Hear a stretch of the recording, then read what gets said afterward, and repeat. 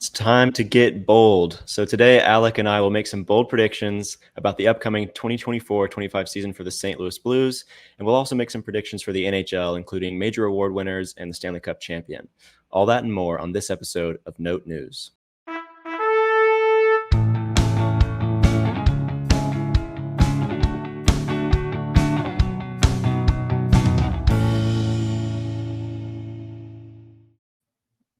So the off season rolls on, and we inch ever closer to the start of the NHL season for 2024-25. So today, Alec and I are going to make some predictions about the Blues specifically, and then we'll also make some general NHL predictions. But before we get into all of that, if you haven't already, if you're enjoying Note News, like this video, subscribe to our YouTube channel. Rate the podcast on Spotify and Apple Podcasts, and you can also follow us on Twitter, Instagram, and TikTok at Note News Pod, where we post some good content as well. So we really appreciate those of you that have done that already. Continue to do that; it's awesome. And if you're enjoying Note News, share it with a friend or a family member that you think would enjoy it as well. So, Alec, how are we doing? How are you enjoying the off season? Are you going crazy yet, or are you doing all right? A little bit. I just, every time I see like another clip of hockey or whatever, a little part of my soul dies, but we're getting close. And I am working very hard on getting tickets for the Winter Classic this year, which has made me more excited, but also more just anxious for the start of the season. Yeah. That'll be awesome. And that's at Wrigley, right? Yeah. Nice. That'll be ironically my first game at Wrigley. There you go.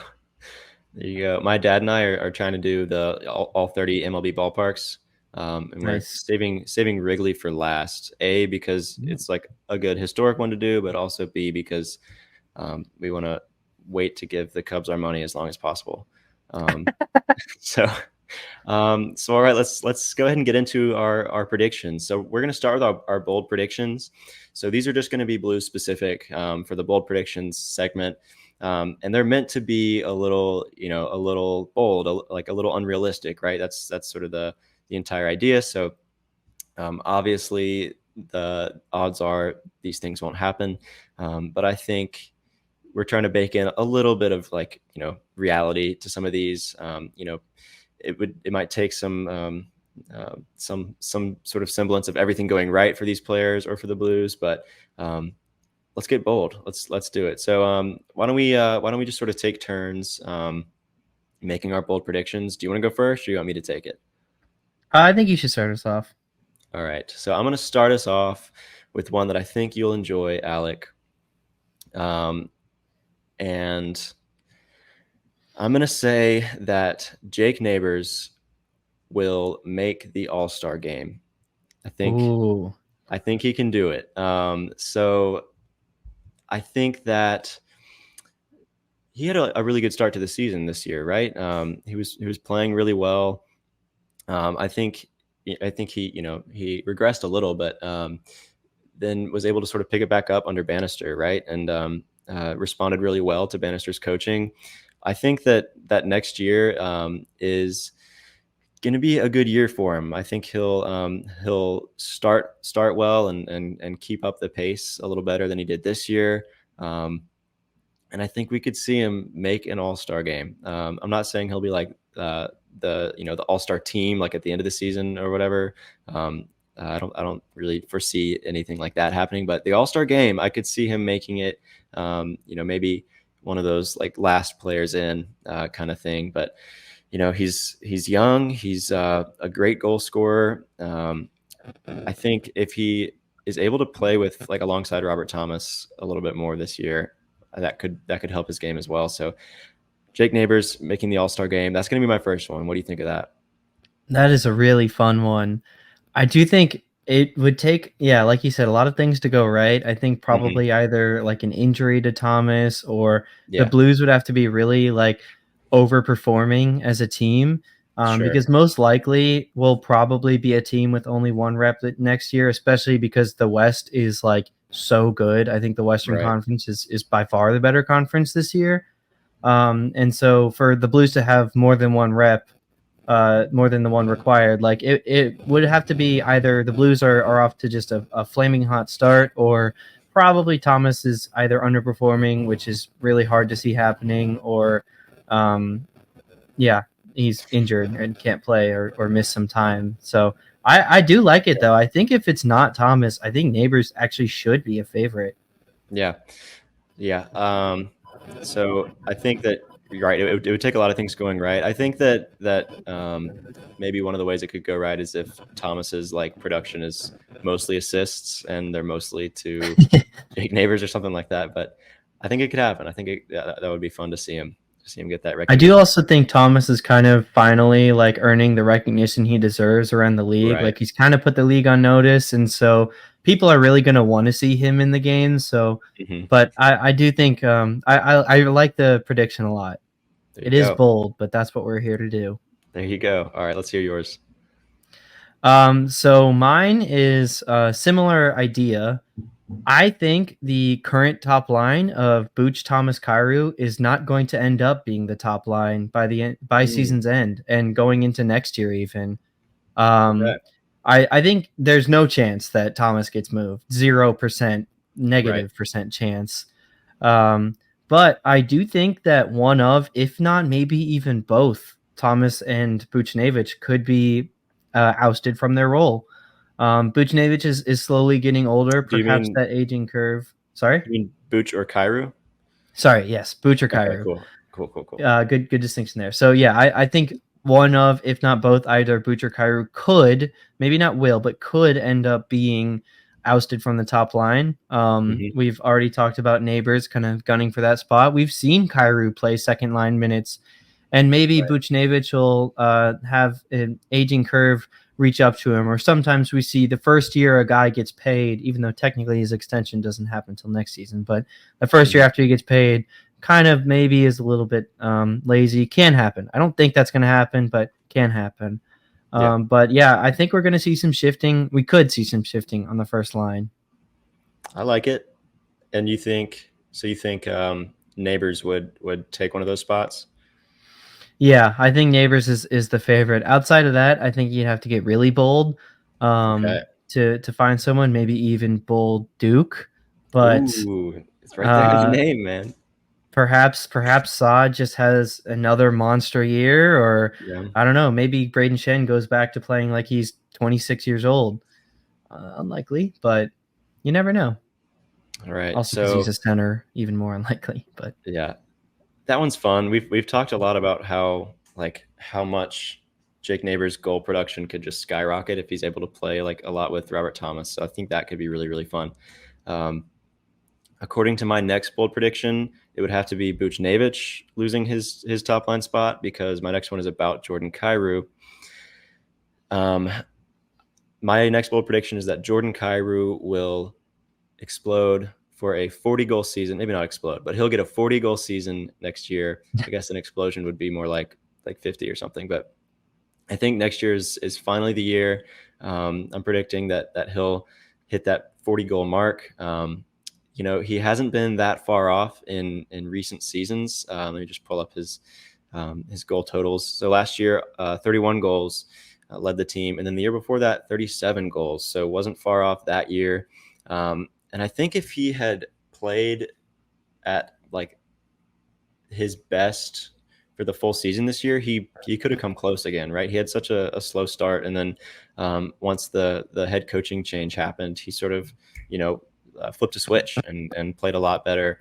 Um, he's also continued to improve marginally like over the years as like in terms of like his entire game. He's become like a really well-rounded player, and I think that he'll continue that, but he'll finally take that step and provide that high level scoring for us next year. That's my prediction there. With a full year under Drew Bannister, I think he could do it. 40 goals for Jordan Kyrou. So I if love it. yeah, I think it could happen. What do you think?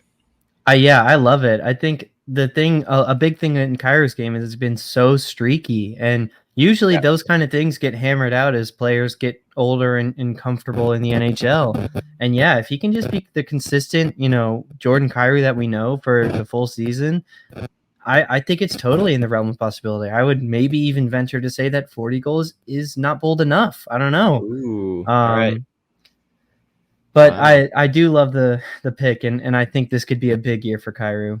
Yeah, I think it's bold in the sense that he just hasn't quite gotten it done yet, and Right. he's had a little bit of It's a, bold to non-Blues fans for sure. yeah, yeah, fair enough.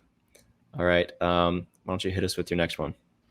So my next one is a little bit, I don't know, you could call me a little bit biased, but I am going to say that I think Texier is going to establish a role for himself on the team, so much so that he's actually going to get extended in next offseason for probably about 2 years, maybe 3 years. All I right. say biased because I've watched a lot of Columbus Blue Jackets hockey, Yeah. and fans really love this guy, and like I could see why.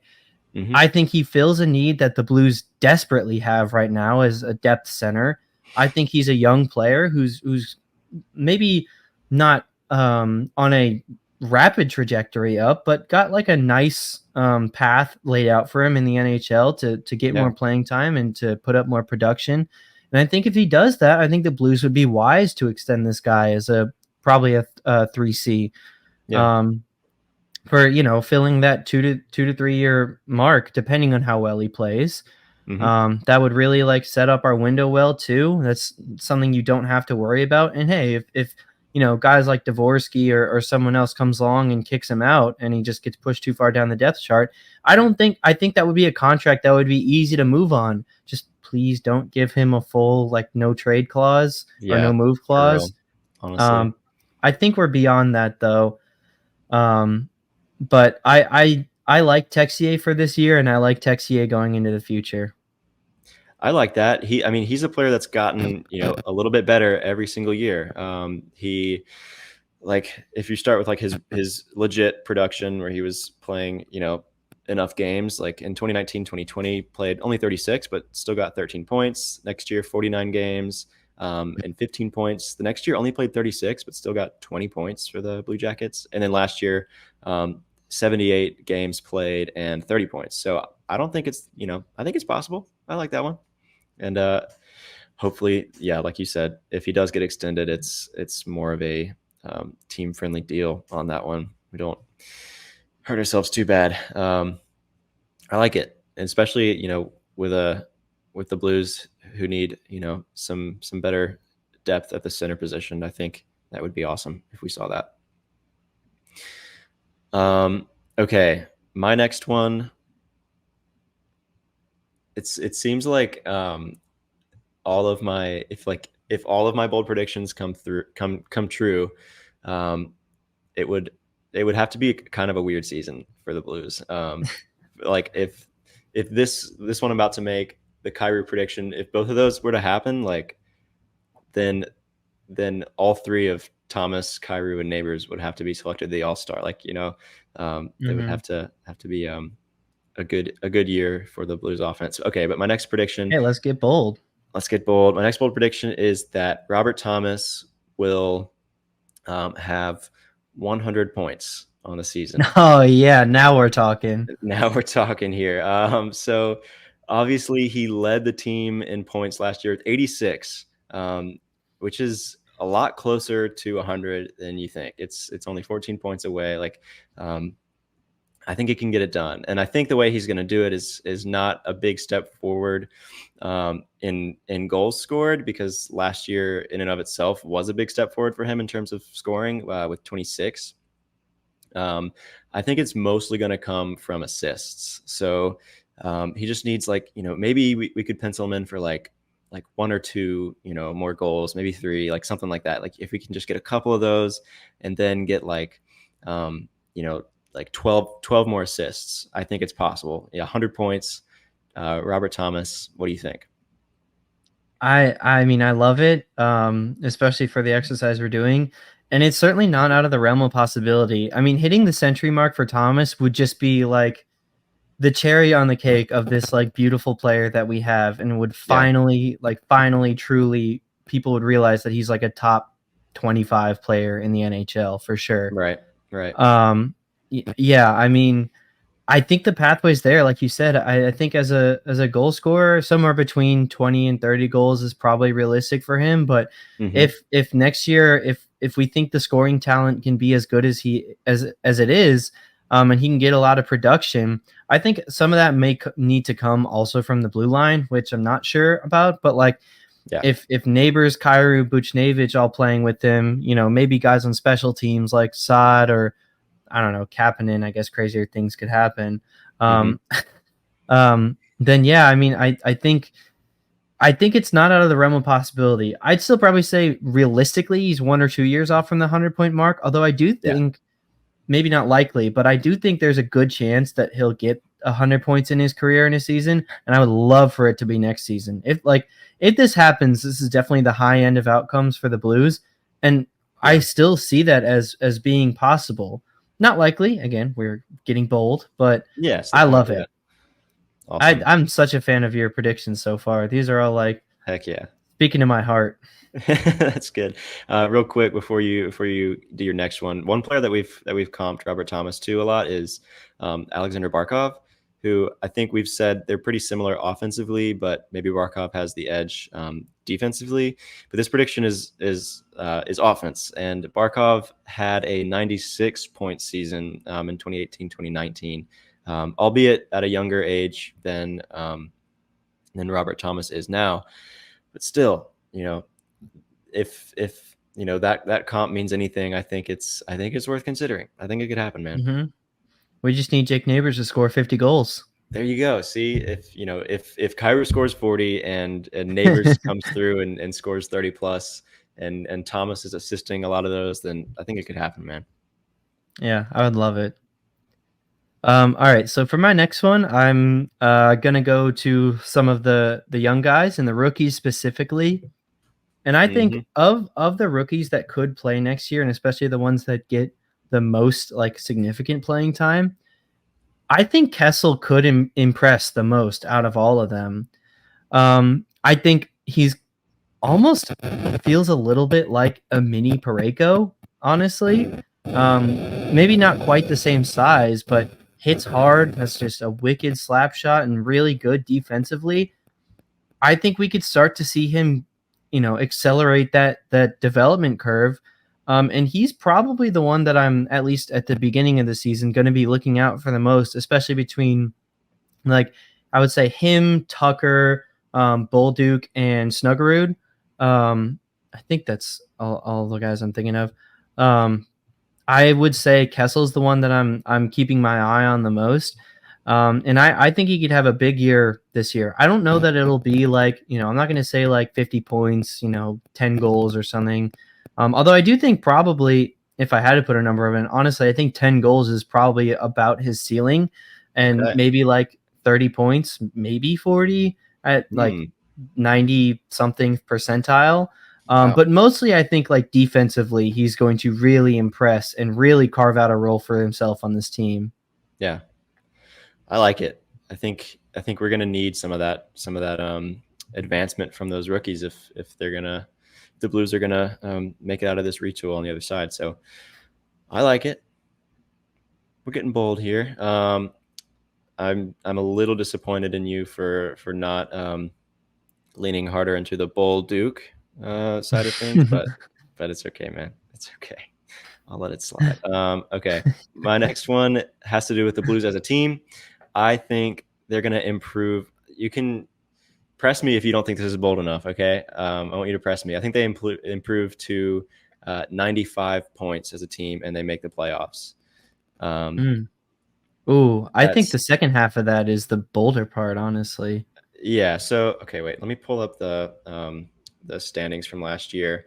Um, I do think I 95 think points is definitely like a possibility, but I don't know. I feel like the playoff line, especially in our division and conference, might be a little bit higher than that. But I guess that's a pretty high line, I guess. it wasn't this year, which is why I'm sort of using that number. Mm-hmm. So the Blues finished with 92 this past year. The um, the Islanders finished with 94. Okay, you know what? you've pushed me. 95 isn't high enough. You're right. I'm gonna say 90, 98. I'm gonna say 98. I like that. I like I that can't number. I can't bring myself to do any higher than that. I'm gonna say 98. That was the lowest required for a team in the Western Conference. The Vegas Golden Knights had 98. The Kings had 99. The Preds had 99. And I think the one of the things that caused me to pick this one is just sort of the way that they played under Bannister, the way that they like flipped a switch. I think the number is they played at a 102 point pace. I think we mentioned that in an earlier episode, maybe the Drew Bannister episode. And I'm not saying that they're going to play at a 102 point pace all year. That's not, it doesn't equate that way, but I think they can keep up a similar pace over an entire season. I'll say 98, and they make the playoffs. I don't think they win a series. I think they'll probably get smacked in the first round. But I think they make the playoffs, get maybe like that last wild card, and sneak in the playoffs in that way. So 98 points, make the playoffs. I think they could do it, especially if Robert Thomas gets 100 points and Jordan Kyrou gets 40 goals. If that happens, we're not a 98 point team. I'm sorry. That's true. I think I really like that that number. I think that should be probably the high end expectation for this team. I don't even think that's their ceiling is the craziest thing. But Yeah. I think their ceiling is just pretty unreachable, I'll say, because I think the ceiling, like if all of your predictions came true, that probably is the ceiling, but that's closer to maybe even a 110 point team, 107. But yeah, I think that's pretty unrealistic. I do think 98 points, yeah, as I was saying, should be the like high end expectation of this team, and definitely could happen. Could get them into the playoffs, and hey, if we make it in, what I will always say, give me playoff Bennington and a chance. There you go. It doesn't matter, honestly, who we're matched up against. Give me playoff Bennington, and there is a non-zero chance that we'll make it to the next series. All right. So yeah, I like it for a bold prediction. You adding on to my bold take. I like it. So for my next one, I'm sticking with the young guys again. Someone I think we're both very excited about, and I think a lot of Blues fans should be. This isn't the bold part. I think Snuggerud will make the team this year. I think he'll play in at least 40 games. And I'm going to say... Sorry. No, finish your prediction. Okay. I'm going to say I think this year Jimmy Snuggerud could score 18, maybe 20 goals. I think playing time is going to be a pretty big limiting factor there. Also, his age and size maybe don't profile out well. But, for the high end of what he could do, I could see 20, 22 goals. For the more realistic end, I would say between 10 and 15. So I kind of landed in the middle with 18. But his offensive toolkit speaks for itself. And I'm so excited to watch him play in his first year. Excuse me. So I'm going to say he scores 18. So you don't think he will go back to Minnesota? I think he'll start there, but okay. I think by some point midway through the season, he's going to get called up and not look back. All right. Fair enough. Yeah. He seems like he really wants to he really wants to win an NCAA championship. And that's the reason why he's going back to Minnesota is they fell short last year and something he really wants to get done. But if the NHL calls, yeah, right. Yeah, that's true. That's true. And I guess, it would be bold, if everyone's, or not everyone, but some people are expecting him to stay at Minnesota, but, getting switching over to the Blues, that could be cool. I like it. I think he's going to be awesome for the Blues once he does make it up. And then flirting with 20 goals, I think was the number you said.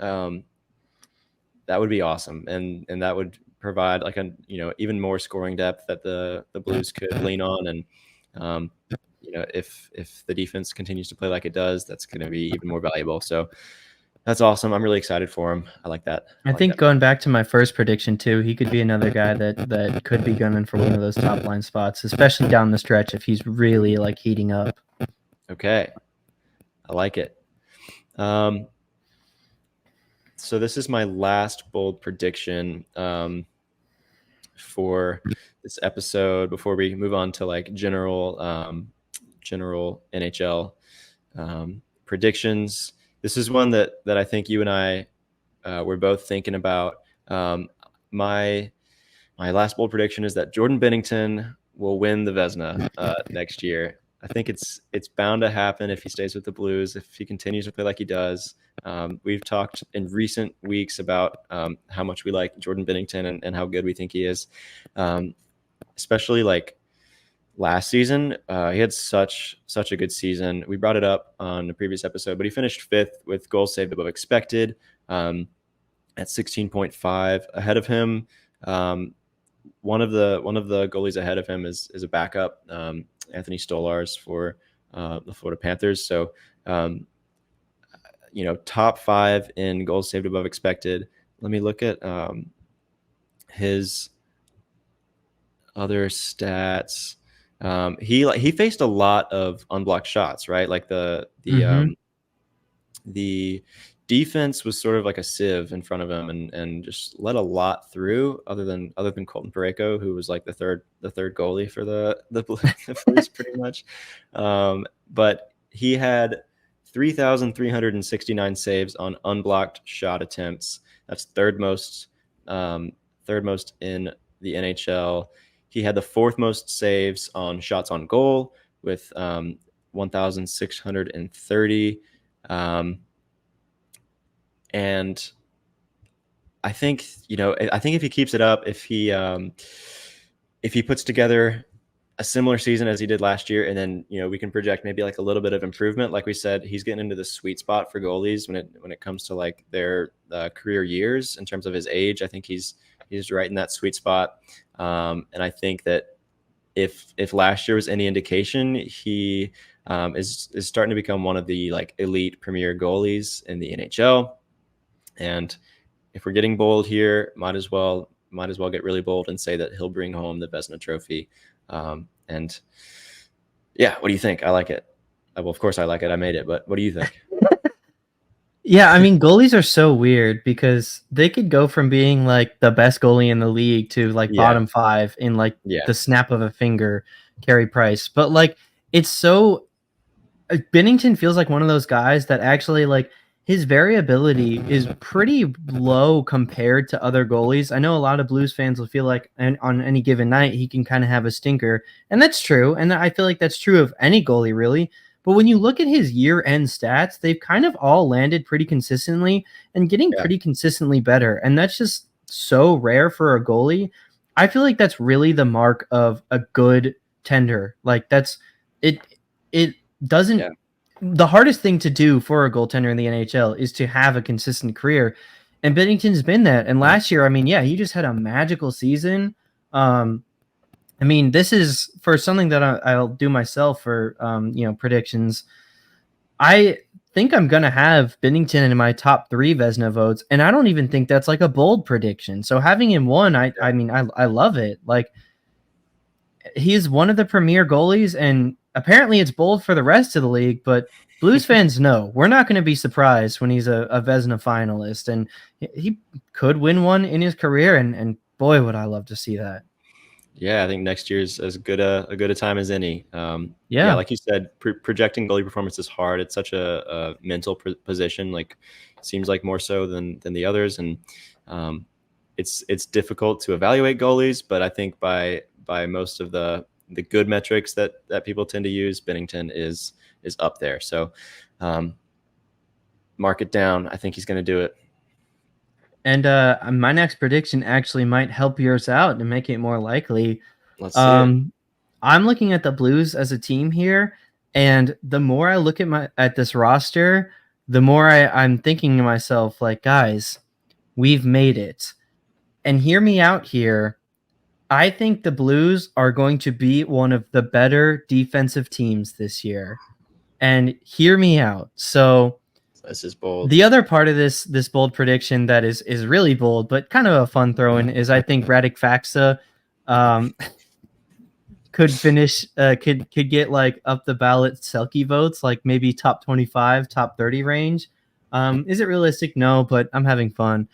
But as part of my bold prediction too, I think the Blues have one of the better defensive rosters in the NHL, and I think they'll finish top 15, maybe even like top 12. I'd say is the number I'll go with here. I think they'll be a top 12 defensive team. If you look at the offseason moves they've made this year, and also not having Torrey Krug playing will kind of help the defensive numbers. If we look at the offseason moves they've made, I mean, let's just go through them. So Radek Faksa, really good defensive forward. Texier, probably more of an average defensive forward.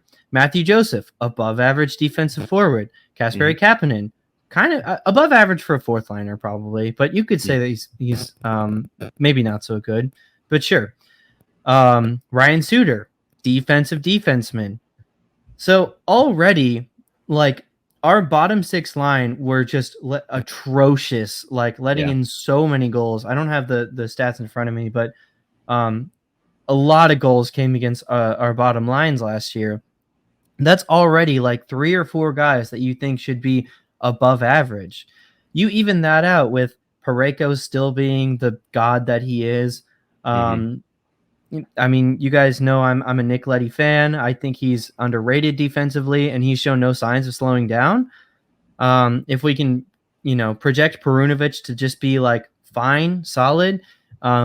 If Falk can be fine, like I said, I'm really excited for Kessel, how he'll turn out. And if we get a guy like Philip Broberg on the team, I mean, those are all like okay defensemen. Plus, if we look at the defensive ability of some of our forwards, I mean, even on the top line, Thomas, above average defender. Buchnevich, above average defender. Kyrou could be an above average defender. I would say he's an average defender right now. Saad is kind of year to year. Jen also was a good defensive forward. Last year had a down year. If he can have a bounce back.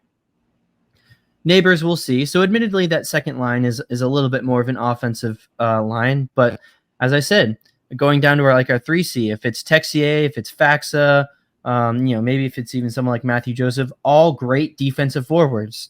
Toropchenko has some good defensive numbers. Sundqvist has some good defensive numbers. Like, there's a lot to like here from our forwards, and then our defense, our blue line shouldn't be a liability. I'm really liking what I'm seeing here defensively. I think we've made it. I think we've finally hit our zenith and made it over the hump of just atrocious Blues defense. I'm gonna say it. That's my bold prediction. I think they'll finish as a top 12 unit this year. That is bold. It on paper should work. I think you're right about that. I don't know if you've necessarily sold me. And the main reason why is just like age. I know defensemen, it doesn't quite apply in the same way as with other positions, but I just think that, like, in terms of like the actual defenseman, there's not a lot that has changed like year over year in recent seasons on the blue line, and it hasn't really been working. But hey, I'm here for it. If it does happen, if your bold prediction does hit, I will be very happy. So definitely bold. I like it. Let me just make a kind of insane claim to make, but hear me out here. Okay. So the Florida Panthers, we've lauded as one of the best defensive cores because of their solid, like just really solid structure and really good defensive forward plays. Their defenseman last year, Aaron Ekblad, average to above average defensively, maybe. Gustav Forsling, offensive defenseman. Dmitry Kulikov, offensive defenseman. Nico Mikkola, I don't know how he's in the NHL. That's their top 4 guys. You're telling me that the St. Louis Blues, now, are they better defensemen as a whole? Do they give more offensively? Yes. I'm not going to argue that. But you're telling me that our current top four couldn't be at least as good defensively as that top four? In addition to our offensive, or excuse me, our defensive forwards, that, again, that was kind of how they structured their defensive game, was through their forwards. I think there's a path. There could be, and I think you're right. It will have to like come in large part from the forwards. So I like it. It's definitely bold, and that's what we're here to do today. So yeah, I like it, man. Why don't we move? So those are our bold predictions. Why don't we move to some more general NHL predictions? So for this segment, we're gonna do. I think we said Calder, Norris, Vezina, Hart, and Stanley Cup. Is that right? Cool. Why don't we do it in that order if that's cool to you? Start with the Calder. Okay. And work our way up. I'm just gonna go kind of boring here. You could argue, I guess, whether or not it is boring. I'm gonna say, and we might have the same one here, honestly. Macklin Celebrini for my Calder pick. I know you like the Sharks, I believe. Is that right? I do. I mean, I don't Yeah. like them, their Yeah. roster, but I like them Yeah. as a team. Yeah. I think that. I mean, I think he'll play. I don't think he's going, anywhere but San Jose, and I think that he's gonna be like a legit player. I don't think he's gonna be like, and I think sort of people agree that he's not like elite, in any one capacity, but he's just a solid all around player. And I think that will be enough for him to win the Calder next year. And yeah, so that's my pick. I like it. We actually don't have the same. I Okay. think I think he's definitely a much better prospect than Shane Wright, but I Hmm. don't think it's so much that he will overcome some of the just the difficulties of being on the Sharks roster. So I don't think he's going to get like sent down, but I don't know. I could see him having a bit of a struggle, which it Hmm. would make sense for a 19-year-old in the NHL. Yeah. Yeah. I'm going with Logan Stankoven. I think the Stars have a much bigger opportunity to support him. I think he showed a lot of promise, especially in the playoffs. He was kind of a monster, him and Wyatt Johnston. I'm almost certain Wyatt Johnston's rookie eligibility is up. And the Stars are kind of just a factory of making good young players. So because of the situation, because I don't know, that boy nice, I'm gonna go with Stankoven. It's some elite analysis there. Going Man, with Stakeoven because that boy nice. For what it's worth, that's what you come to they listen to, right? that's right. For what it's worth, Celebrini and Stankoven, according to FanDuel, are both plus 400 odds to win the Calder. And Jimmy Snuggerud and Zach Bolduc are both at plus 10,000. So that's kind of funny. What? Yeah. Bolduc, yeah, but Snuggerud? They've got him at plus 10,000 here on FanDuel. Oh, and then Dvorsky at plus 8,000. All right, that's okay. You The think too high rest or of too low? like NHL fandom will never not like be wrong about the Blues. Hmm. We're just a team that gets so looked over, and Hmm. I don't know. People are never on the pulse of the St. Louis Blues outside of Blues fans. So you think there's a higher chance for those, or a better chance for those Blues players? I would put Snuggerud one, then Dvorsky, then um, Bolduc. Okay. Although I Let's mean, I'd move. probably put Kessel above Bolduc. Anyways, Okay, interesting. Let's move up to the Norris Trophy. I'm also gonna not get to, and we're not trying to necessarily be bold with these ones. These are just sort of more realistic predictions. So my Norris Trophy prediction is Cale Makar. I mean, it's it's an award for all around play from defensemen, right? And I think that Cale Makar is a contender for this award every year, and I think that he'll win it.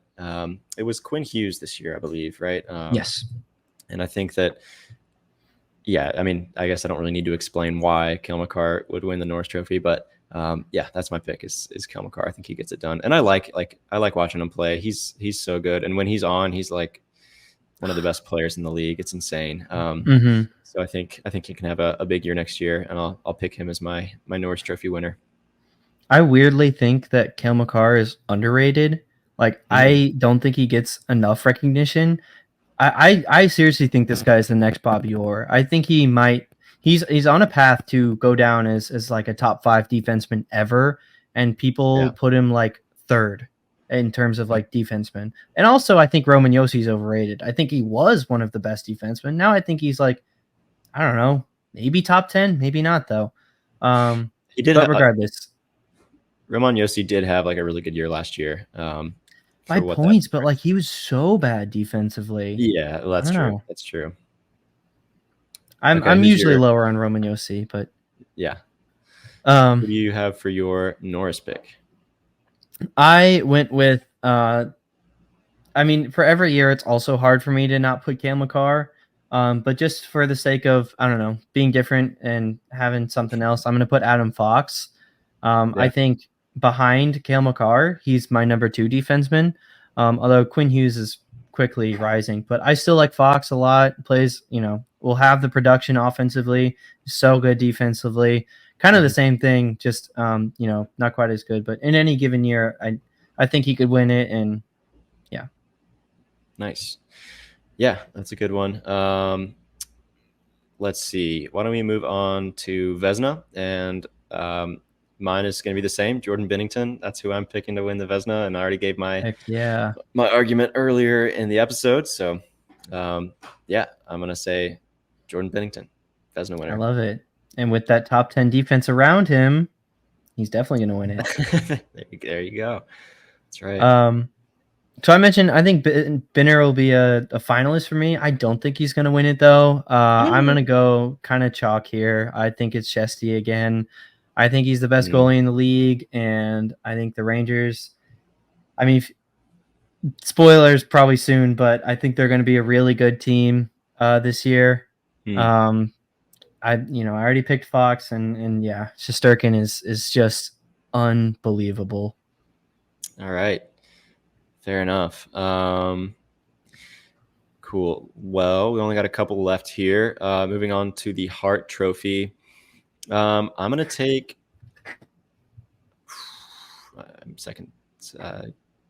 rethinking this one here. You know what? No, I'm going to stick with it. I'm going to take Jack Hughes to win the Hart Trophy. And for what it's worth, I picked him before you mentioned the Devils pre-show here. A lot of people are like leaning pretty hard on the Devils for like Stanley Cup picks. They think they're going to rebound really nicely, especially with their shiny new goaltender. But I think they will have a good year, and I think Jack Hughes will be a big reason why. So I think he stays healthy. I think he has a great season, and he helps lead the Devils back to the playoffs. And I think there's going to be someone winning a major award from the Devils. It's either going to be him or I don't know, maybe Markstrom for Vezina, or I think they've got they could have what's his name again, Luke Hughes winning the Norris Trophy or something like that, or I guess Sheldon Keefe is probably like the leading candidate to win the